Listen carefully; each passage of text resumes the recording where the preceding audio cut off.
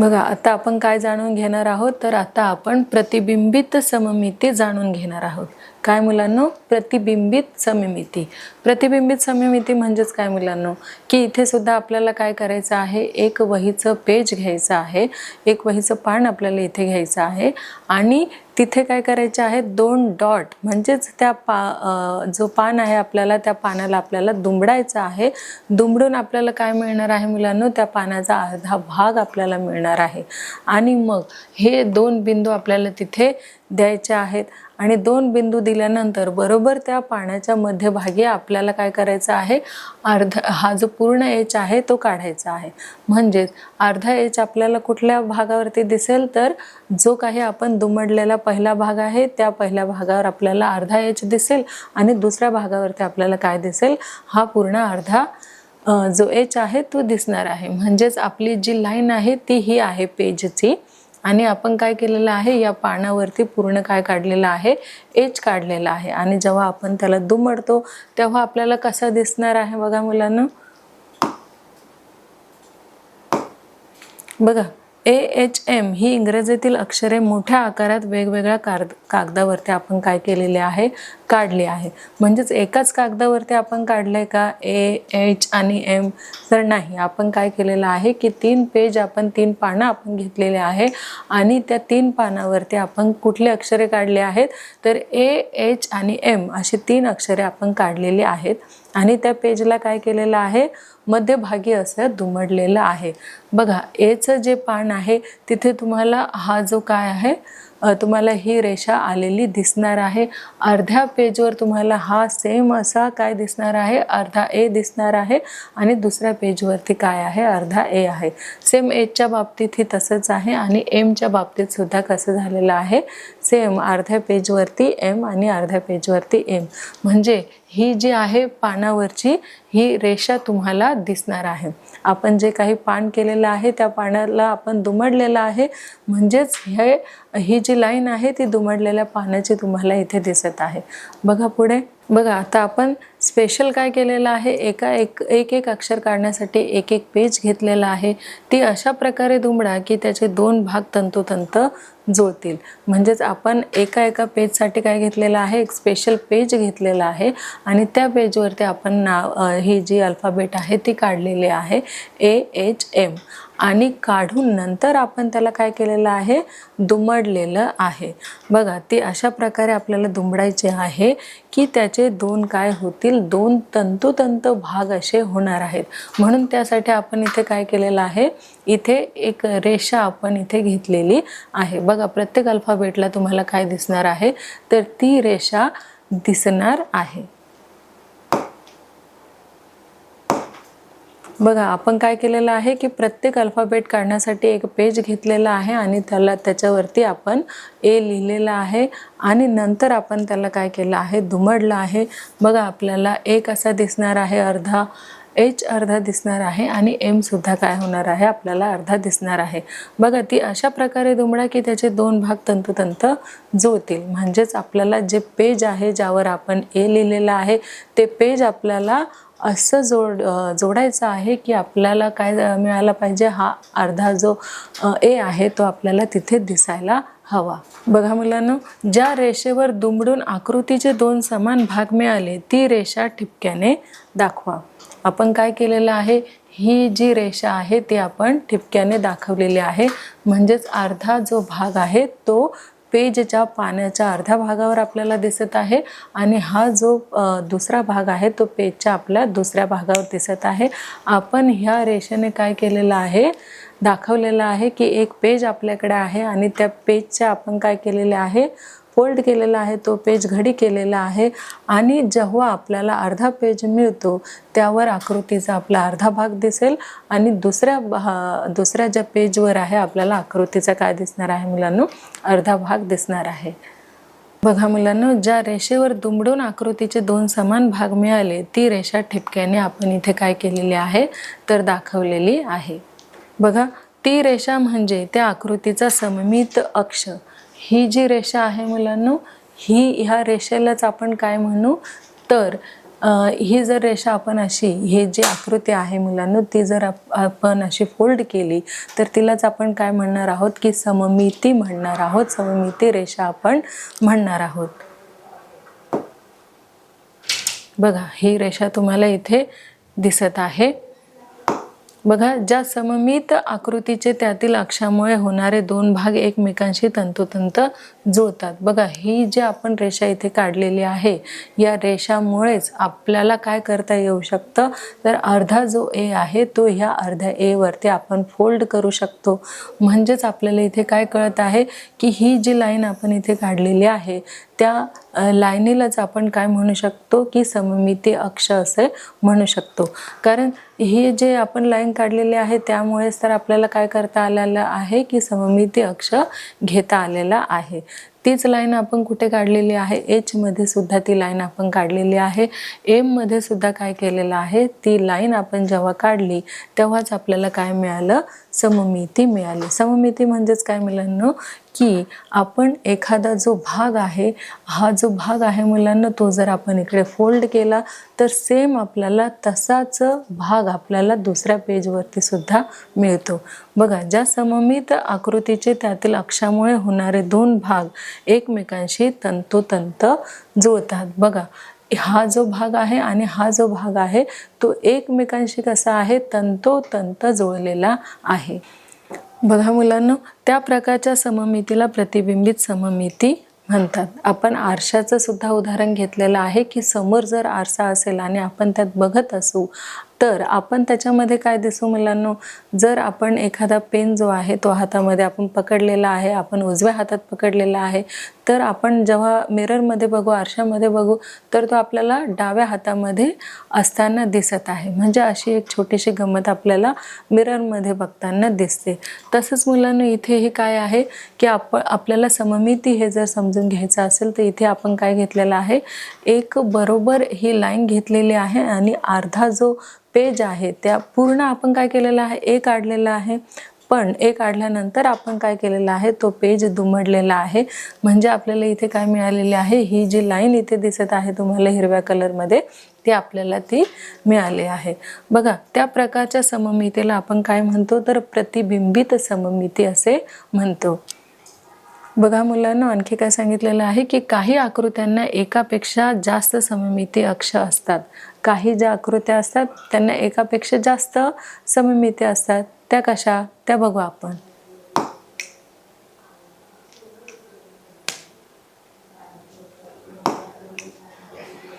बघा मुलांना इथे तुम्हाला काय दिसून येईल की काही आकृत्यांना काय असतं की एकापेक्षा जास्त सममिती असतं. जसे इथे आपल्याला काय दाखवलेलं आहे मुलांनो, इथे ही जी आकृती दाखवलेली आहे याला एकापेक्षा जास्त सममिती आहे. बघा मुलांनो याचे किती भाग केलेले आहेत, तर याचे 4 भाग केलेले आहे. तेव्हाच इथे काय आपल्याला दिसून आली, तर सममिती दिसून आलेली आहे. जसं ए हा आपण पहिल्या पेजवरती घेतला आणि तो पेपर फोल्ड करून आपल्याला काय मिळालेलं आहे, तर ही रेषा मिळालेली आहे. म्हणजे इथे आपल्याला सममिती ही समजलेली आहे. तसेच ही वेगळ्या प्रकारची आकृती आहे. जर आपण इथे एखादा कलर घेतला आणि ही ड्रॉइंग आपण जर इथे जेव्हा काढली तेव्हा आपण काय करणार आहोत की पेज आपलं फोल्ड जर केलं तर सेम आपल्याला काय मिळणार, इथे आकृती जी आपण काढतो तीच आपल्याला पहिल्या पेजवरती मिळणार. म्हणजेच एक पेज घेऊन एका भागावरतीच आपल्याला ड्रॉ करायचं आहे, कलर करायचा आहे आणि तेच पेज आपण काय करायचं आहे, त्या पेजवरती म्हणजेच पहिल्या भागावरती ठेवून थोडासा दाब द्यायचा आहे आणि नंतर सेम हीच आकृती जी आहे ते आपल्याला कुठे मिळते, तर दुसऱ्या भागावरती मिळते. म्हणजेच बघा खालील आकृत्या सममिती आकृत्या आहेत. ह्या ज्या सगळ्या आकृत्या आपल्याला इथे दिसत आहेत त्या कशा आहेत, तर सममित आकृत्या आहेत. बघा मुलांनो हा जो भाग आहे सेम भाग तुम्हाला कुठे दिसतोय, तर इथे दिसत आहे. म्हणजेच आपलं हे जे आहे ते वहीचं एक पेज आहे आणि आपण इथे एक ड्रॉ केलेला आहे, एक चित्र काढलेलं आहे आणि सेम जर आपल्याला दुसऱ्या भागावरती जो काही आपलं पान आहे त्या पानाच्या दुसऱ्या भागावरती जर पाहिजे असेल तर आपण काय करायचं आहे, त्याला दुमडायचं आहे. म्हणजे सेम आकृती आपल्याला इथे मिळते, त्यालाच आपण काय म्हणतो, सममिती म्हणतो.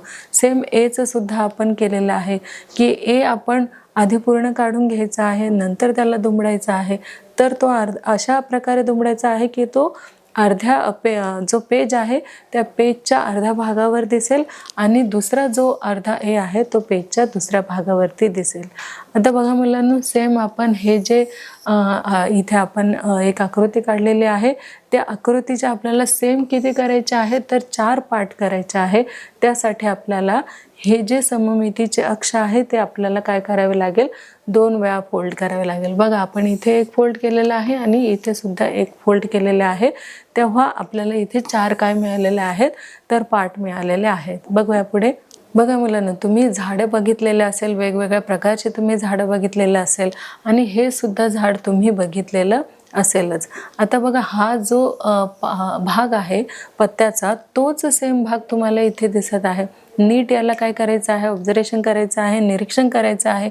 तर तुम्हाला इथे काय दिसून येतंय मुलांनो, हा तुमचा पहिला भाग आणि हा दुसरा भाग, याचं तुम्ही काय करायचं आहे तर निरीक्षण करायचं आहे. तर तुम्हाला काय समजून येईल मुलांनो, बघा, तुम्ही झाडांच्या पाण्याचे निरीक्षण केले आहे का? तुम्ही केले असणारच. तर आता मला सांगा पाहू मुलांनो, तर हे जे तुम्ही निरीक्षण केलेले आहे तर इथे तुम्हाला काय दिसत आहे, सारखेपणा दिसत आहे. म्हणजेच याला आपण काय म्हणू, सममिती असे म्हणता येईल. बघा मुलांनो, इथे काय सांगितलेलं आहे, पानाच्या मधल्या शिरामुळे पानाचे 2 समान भाग पडतात.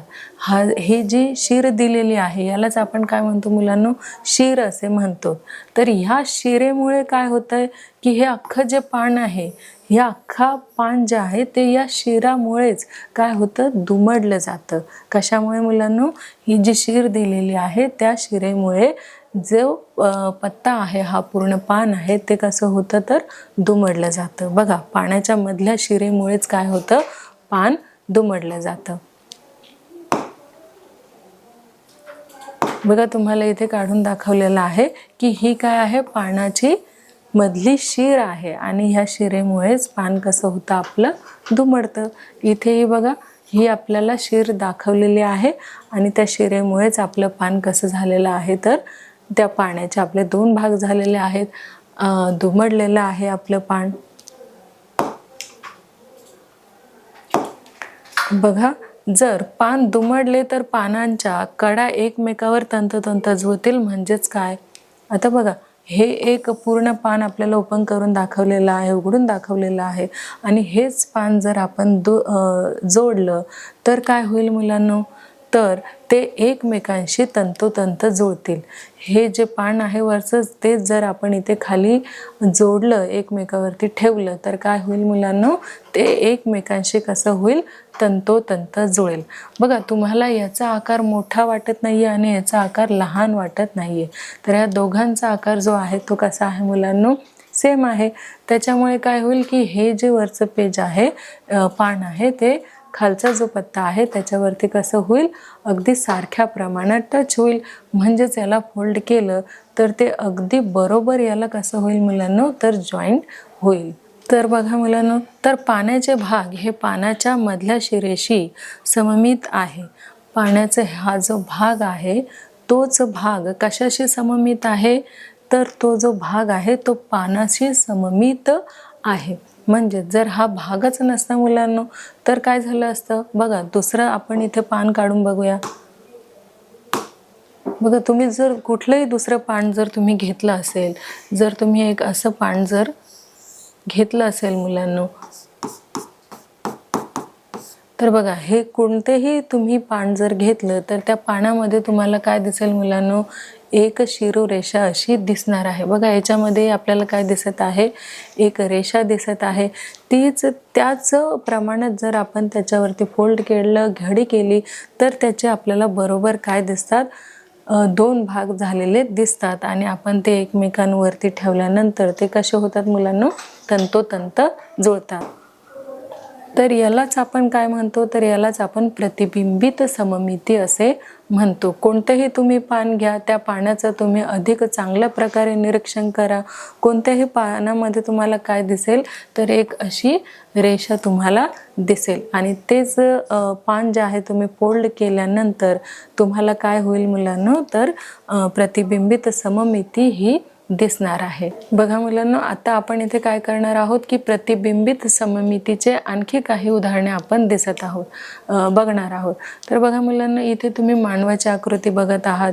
इथे जर तुम्ही कुठलाही एखादा पार्ट घेतला आणि तो पार्ट इथे तुम्ही ड्रॉ केला आणि त्याचे जर तुम्ही 2 भाग केले तर तुम्हाला काय दिसणार आहेत मुलांनो?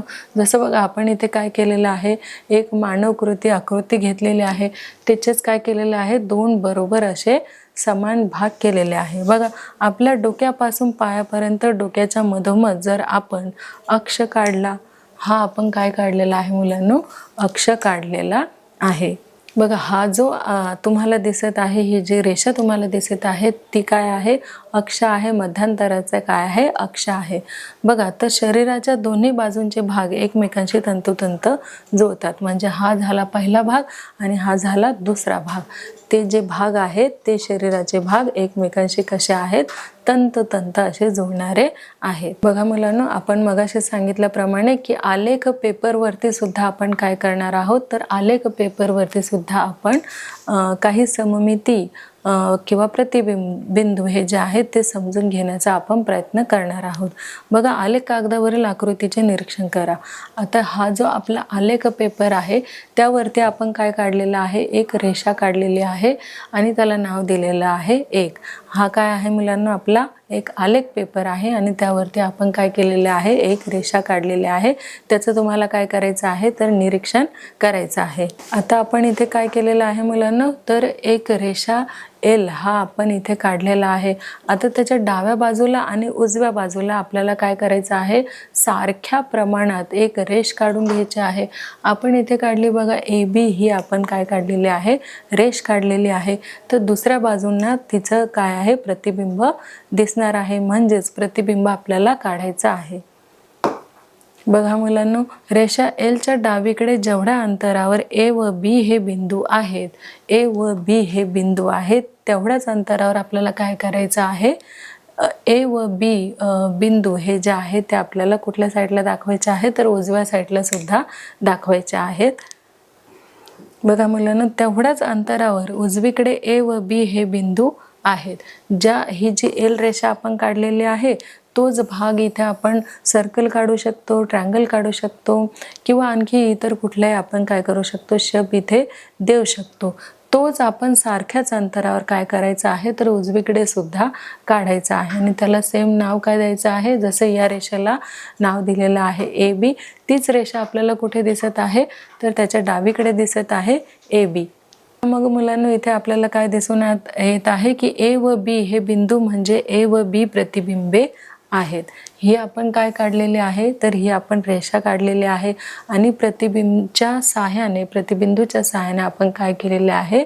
ह्याच L रेषेच्या उजव्या बाजूला आपण A व B ही रेषा काढलेली आहे।